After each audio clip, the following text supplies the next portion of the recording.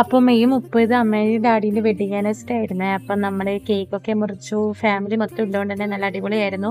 പിന്നെ അമ്മമ്മേൻ്റെ അനിയൻ ബാലകൃഷ്ണ മാമൻ അവരുടെ ഫാമിലിയെല്ലാം വന്നിട്ടുണ്ടായിനി. മാമനും കേക്ക് മുറിച്ചിട്ടുണ്ടായിനി. കേക്ക് വാങ്ങിയിട്ടുണ്ടായിനി. അങ്ങനെ നമ്മൾ 2 കേക്കെല്ലാം മുറിച്ചു. പിന്നെ ഞാനും ഷിബിയും കൂടെ അമ്മക്കും ഡാഡിക്കും ഒരു ഫോട്ടോ ഫ്രെയിമെല്ലാം കൊടുത്ത് അവർക്ക് നല്ലോണം ഇഷ്ടമായി.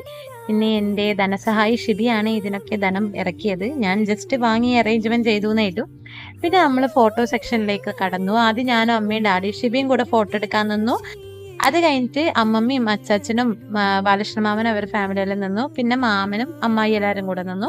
അത് കഴിഞ്ഞിട്ട് അങ്കിളും അവരുടെ ഫാമിലിയിൽ നിന്നു.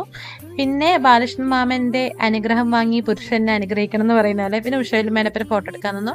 പിന്നെ നമ്മൾ നേരെ പോയത് ബാംബു ഫ്രഷിലേക്കാണ്. ഏകദേശം നമ്മൾ 16-17 ആൾക്കാരെല്ലാം ഉണ്ടായിനി. അപ്പോൾ എന്തായാലും ഇന്ന് നല്ലൊരു ഹാപ്പി ദിവസമായിരുന്നു.